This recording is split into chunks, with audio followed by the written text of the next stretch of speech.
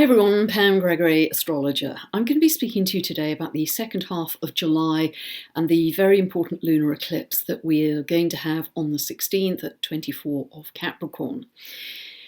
But just as background, we are very aware, I think, that we're living in really big times at the moment. Pluto moving through Capricorn is very much about the collapse of the old order, the old paradigm, the patriarchy, the social and political structures that we've known aren't functioning as they did. So, and we can see that whether we look at the US, the UK, France, many other countries you'd be aware of, we can see this state of the old paradigm collapsing. But we, all of us, all of you watching this video, we are all co-creators. We don't need to sit here as victims of whatever is imposed on us. We are actually co-creators in that new paradigm, in that new future.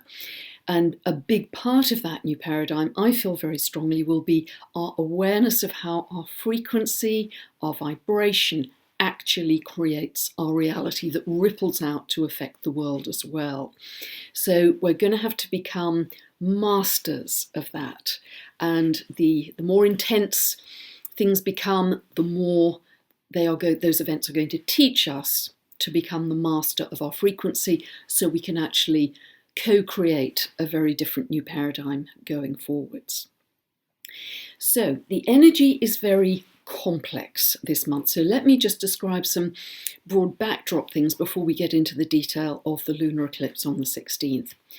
We have the ongoing Saturn, South Node, Pluto conjunction in Capricorn. That's going to be, certainly Saturn, Pluto are going to be coming into conjunction, as I've mentioned, at 22 of Capricorn in January 2020. And really they're going to be in conjunction for a lot of 2020 as well. So be aware that this is a long-term thing. And as I've talked about in past videos, this is very much about the way power has been used in the past by governments, corporations, powerful institutions, and any of those found wanting in terms of a lack of integrity or transparency or accountability are going to be very challenged as Pluto moves through Capricorn. That's going to take quite a little while, a few more years, another 5 years to move through Capricorn or so, but that is what this process is all about. So we should expect to see that kind of chaos. We should expect to see governments not functioning particularly well, because it's part of the process. But it can feel like very concentrated energy. This has a lot of density to it, and it can feel sometimes like a pressure cooker.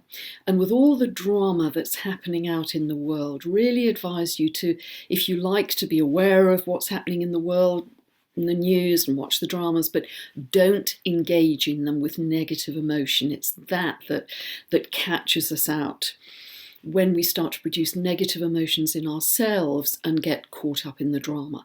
So always have this sense of detachment and perspective if you're going to be aware of what's happening out in the world. Because the other energy we have running up until October, again, I've talked about this in the past, is very different. This is the big bubble of optimism. This is transiting Jupiter square to transiting Neptune. Jupiter's in Sagittarius, Neptune's in Pisces, and this is, if you haven't already got a daily spiritual practice, this is encouraging us to do that, to get in touch with the divine, to connect to the divine. Various ways to do that. We can candle gaze, we can use breath work, we can meditate, we can listen to sacred music, we can sit in nature, whatever it is, where you feel that kind of warmth, your energy decompresses, and you can easily, very quickly get into altered states of peace and joy and love very, very quickly. This is the energy we can use for that. Now, yes, it's unbounded energy because they're both immutable signs, but it does have this quality of inspiration and idealism. It may make many of us want to have a very different kind of life, to move to a more perfect reality, to maybe move abroad, Jupiter in Sagittarius. Those may be the feelings that we're having. This may even challenge some of our belief systems as well, Sagittarius belief systems. We may have some of that dissolving and changing. But because it's such fine spiritual energy, it is very helpful to connect us to all beings, to have this sense of oneness and to have the sense of divine in our lives. So it's very useful from that point of view. Then we have ongoing some very hot and combustible energy. We had Mars exactly square to Uranus on the 11th, and as we move into this second half, it is still square. It's more widely square, but if we take the midpoint of Mercury and Mars in Leo, that is very tightly square to Uranus. So these can be, very sudden, quick, angry words or angry actions, impulsive, too quick. We see this at the time of seismic activity, earthquakes or volcanoes, but it can also manifest as political earthquakes.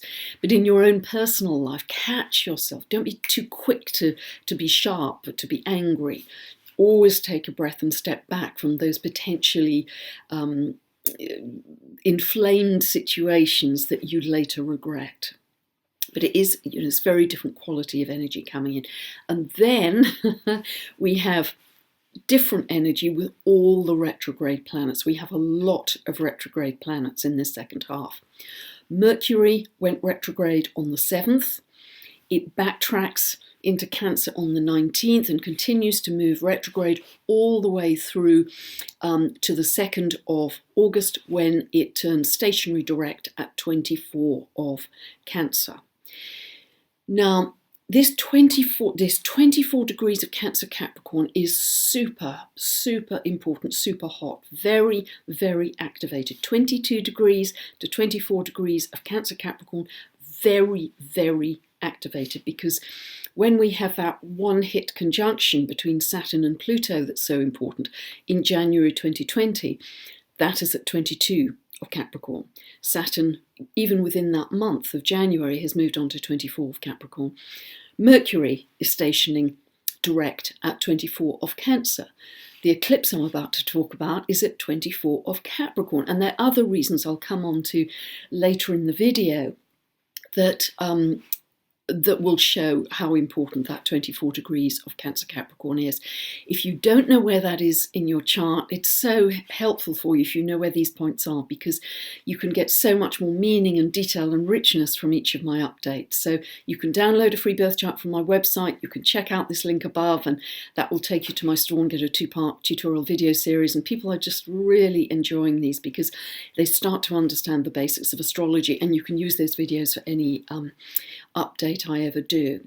Now we have other retrograde planets as well as Mercury. We have Jupiter, that's at about 15 of Sagittarius because it's retrograde. We have Saturn at about 16 of Capricorn. We have Neptune at 18 of Pisces. We have Pluto at 21 of Capricorn, and we even have Chiron retrograde at 5 of Aries, but they are all moving backwards.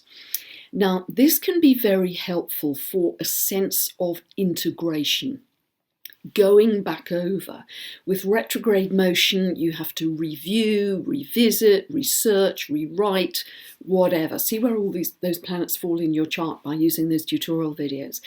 And you may find that some of those areas, for instance, if you've got Jupiter or Saturn moving through your 9th house, but they're retrograde, if you're involved in a legal a situation of some kind, because that's related to the 9th house, it may be dragging a bit, not going as quickly as you'd like, because the planets in that house area, that area of life for you, are retrograde.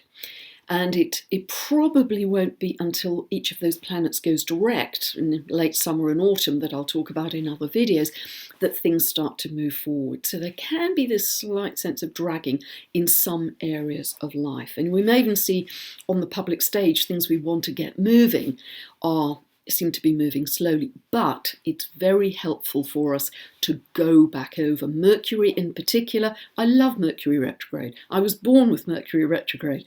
It makes you think more deeply, and it makes you go over the details, so you end up with a better result. You end up with a better product because you catch details that you didn't catch first time around. So, very different energy. We have the dense concentrated energy, we have the blue sky, big bubble of optimism, we have the hot combustible energy, and we have the retrograde energy, all happening at the same time. And I think what's very important for us to understand, and it really relates to what I was saying right at the beginning about how we use our energy and frequency, where we put our energy is our energy follows attention. Where we put our attention, rather, our energy follows that. So whatever we're focused on in life, we get more of it. So if we're focused on the drama and the negativity, we'll attract more of that into our lives. It's a universal law.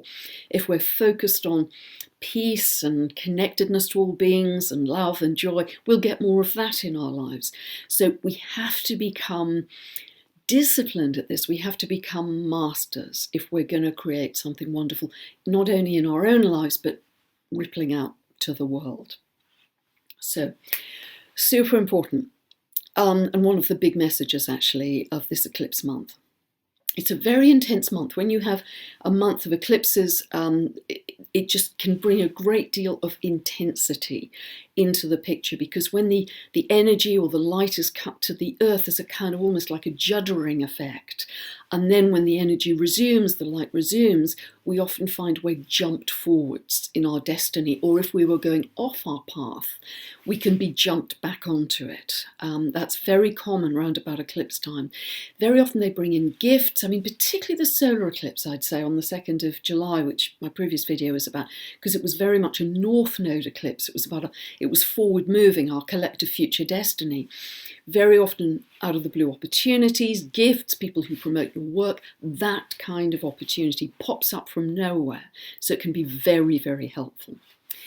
This is a lunar eclipse. It's happening on the 16th of the month. It's happening at 24 degrees and 2 minutes of Capricorn. It's happening at 2:38 Pacific PM, and it's happening at 10:38 PM UK time.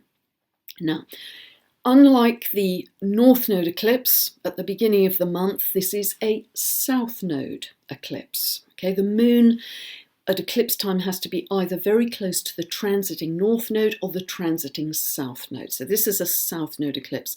So it reinforces this message of allowing the old to go. Firstly, a lunar eclipse is a big full moon, super big full moon. So at full moon, this is the peak of the moon cycle. It's the culmination. It can be a closure. It can see the fruits of your labour, see where 24th Capricorn falls in your chart. It can also shine a light on what you didn't know before. Very common at a full moon. But it's also the best time in the month to just let go of the old, let go of what no longer serves you. And that's emphasized, as I say, even more because it's a South Node eclipse. It's the old, it's the way we've always done things. In Capricorn, it's the way we've handled power, our own power or lack of power, our impotence perhaps. It makes you very aware of issues around power and control in the world, but also our own use of power. And things, habits, patterns that are ingrained in us, this is a superb time to let them go. Write a letter, burn it in the fire, have a ceremony, just cast it off into the light of the lunar eclipse. So, because we're going to feel a lot of intensity, we always feel a lot of intensity at a full moon, even if it's not in a water sign. But because at this lunar eclipse, the moon is also conjunct Pluto.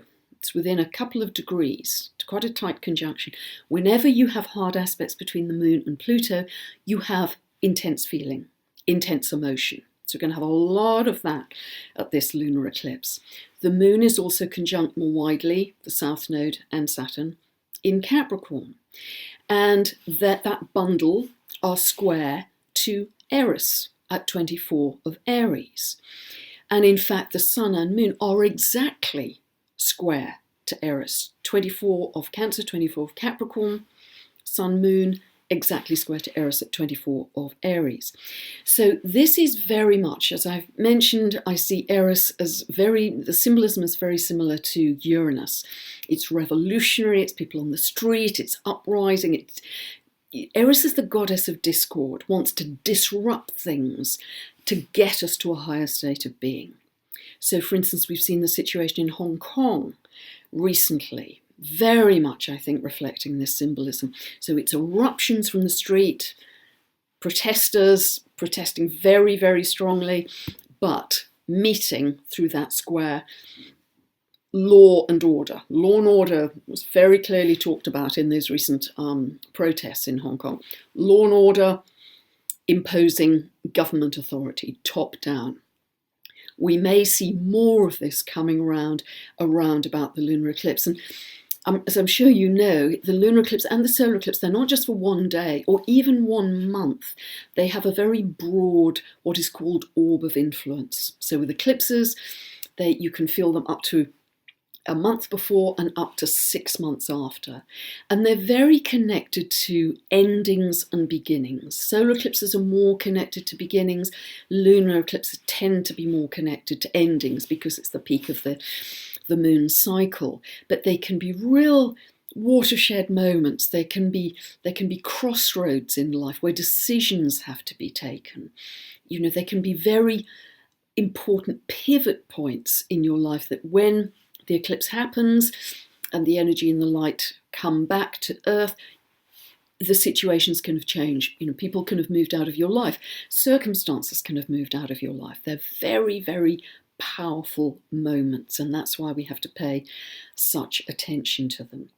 So we have this T-square, the Capricorn planets, and then we have the Sun, Venus, and the North Node in Cancer, all square to Eris. And by the way, that's a strong polarity, that Cancer-Capricorn axis where we have, you know, quite a concentration of planets. It's almost like a seesaw. And I think this really reflects polarization that we're seeing in a lot of countries. US, UK, France, it's very clear to see some big political divisions in those countries. But I think it's also about something deeper. It's about which paradigm are we endorsing almost? Is it important for us to really connect to the earth, love the earth, nurture the earth? That's very Cancerian energy, very motherly, loving energy, fertile, and our concern for the earth, whereas the Capricorn end tends to be more the business and out in the world and achieving, which doesn't mean to say that all businesses don't care about the earth. Increasingly they do. You know, they're not just all about profit, they're also about benefiting nature. But there's this sense of polarization, and I'd even go a step further than that. I think where we put our energy and attention is actually defining a split in the timeline, or which fork in the road we're going to take as individuals, and ultimately pull some of the collective with us. Are we going to focus on the density, the drama, the negativity, and draw in more of that? Or are we going to keep our elevated emotions very much running through our day, keep our frequency high and attract more of that? Because that's a very different road forwards for us. And I almost sense there's this split in the timeline that's happening now, and we have to make our choice and be very disciplined with our energy in terms of which way we're going to go. Anyway, that's subject for another day, but it's something I feel very strongly. Now, coming back to this T-square at the lunar eclipse, it's actually, if we include Pallas Athena, she's sitting at 17 of Libra, it's actually a cardinal grand cross of planets. This is very dynamic as well. Now, Pallas Athena brings something very, very good into the picture. She's outstanding at seeing the bigger picture, the bird's eye view, the bigger context. She's very wise. She brings wisdom into the picture. She's very good at strategy. She's just very good at diplomacy and seeing something bigger rather than impulsively charging in straight away with that very tight aspect that we have. We've got the midpoint of Mercury, Mars in Leo, tightly square to Uranus at this time, as I say. So she can sort of calm things down and reduce some of that impulsivity by applying a kind of mature wisdom to the situation.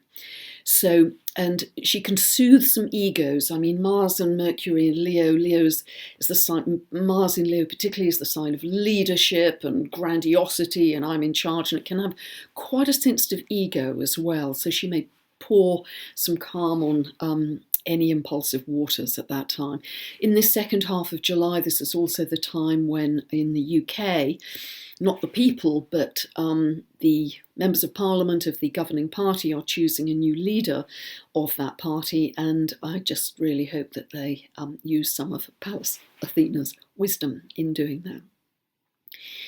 Okay, the other reason that this 24 of Capricorn and Cancer is so important is how I think it's going to affect the US. Because if we take the birth chart, let's call it, of the US, which was 4th of July 1776 in Philadelphia, 1710 in the afternoon, that was the signing of the Declaration of Independence, and I find that an incredibly responsive chart to transits. It's very sensitive. I think it is absolutely the right birth chart for America. In that chart, the US Mercury, which is the planet of trade, but also the planet of the media and the free press, is at 24 of Cancer. That is currently being opposed by this lunar eclipse. And in a little while, it will be getting into the early couple of months of 2020, it will be opposed by Saturn and Pluto as well. So whatever happens around those areas of the media or trade at this lunar eclipse could be very much a stepping stone in terms of what's going to happen late this year or early couple of months 2020, when Saturn and Pluto come into the picture exactly. In addition to that, this lunar eclipse at 24 of Capricorn is quite tightly conjunct the midheaven of the inauguration chart of the current US administration. Now, this new administration was born, if you like, 12 noon, Washington, 20th of January, 2017, and it has a midheaven of 26 of Capricorn. So this lunar eclipse is super, super close to it. So the midheaven is very much describing, the leader, the head of the government, the head of the administration. So lunar eclipses, as I said earlier, can often reveal things, because it's a big full moon, can often reveal things that we didn't know before. So, that's very interesting because the US again is being highlighted. In addition to that, if we go back to our 1776 chart, Pluto is in the second house of the economy, of finances, and of values of the US at 27 of Capricorn. So this lunar eclipse again is conjunct that within 3 degrees. Now, as many of you know, the US is having what's called its Pluto return. Pluto has an orbit of 248 years. So it's coming back, not exactly till 2022, to its natal so-called position. But because it's building now, we're feeling that. So this lunar eclipse as well will highlight another stepping stone in what are the values of this country, what have been the values, what are the current values, what do the people of the US want the values to be, and that will be a big, big theme in the 2020 election. What are the values for the country? But as I say, this lunar eclipse is yet another stepping stone in that process. So, a tremendous amount going on here. The other thing to highlight, which is really beautiful, is that Venus is conjunct the North Node. Venus is at 16 of Cancer. The North Node is at 17 of Cancer at this lunar eclipse. Venus is also more widely conjunct the Sun at 24 of Cancer. The North Node is our collective future destiny. So what's this message? Love is the way forward. It's really simple and it's really clear. Love is the way forward for us. Love is the highest vibration, and as some wise person once said, whatever the question, love is the answer. Love is always the solution. Venus in Cancer is encouraging us to think about our gentleness, our kindness, our sensitivity. And it's hugely about empathy, about connecting to other living beings and having that sense of emotional connection.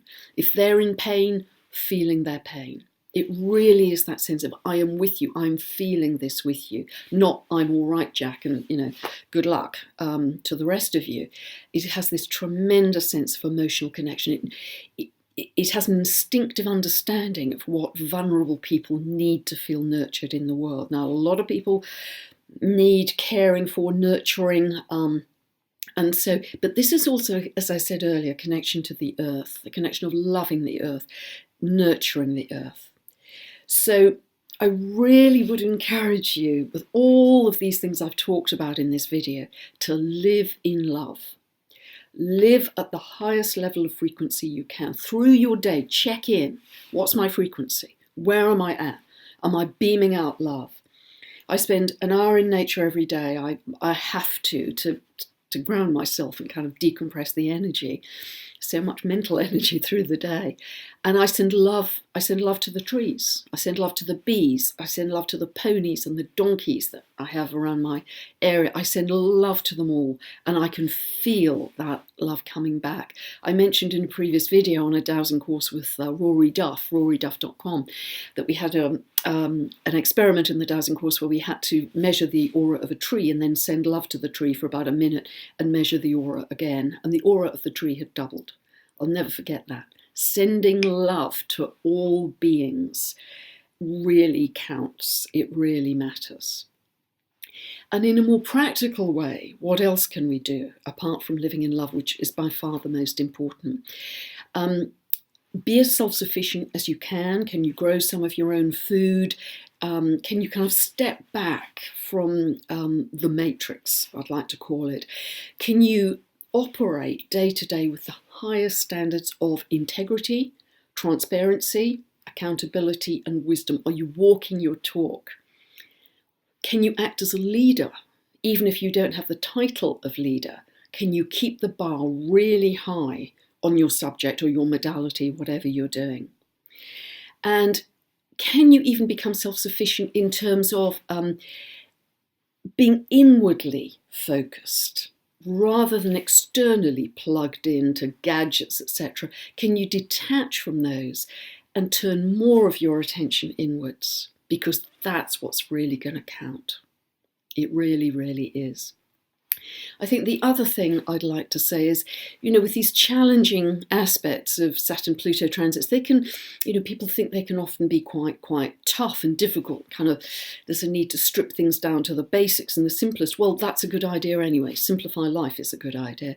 But if you're in the flow of life, if you are expressing your individual essence to the world, any transit will actually work out well for you productively. I've got a lot of clients at the moment who are having Saturn-Pluto transits through their second house, and they were quite anxious, what's that going to mean for money? Well, actually, they're doing incredibly well because they've worked very hard. With Saturn, you get what you earn. They've had a sense of responsibility, and it's now bearing fruit.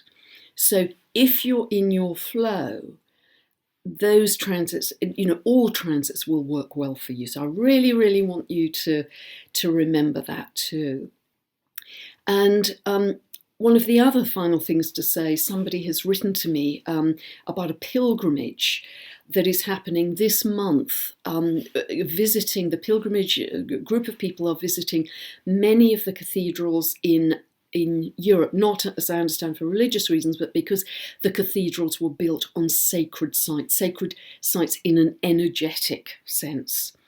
And these people the whole point of it is called a movement for peace. They're setting intentions for world peace and praying for peace as they move through this pilgrimage. So I'll put the link just in the description below if you want to check that out and follow it and even join it perhaps. But in the meantime, as I say, look at your own chart to see what's unfolding for you. That's one of the greatest ways to learn about astrology. If you'd like more information about my books, my monthly, increasingly popular newsletter, my tutorial videos, just check out my website, pamgregory.com, and have a wonderful, transformative month of eclipses this July. Thanks so much for listening. Bye for now.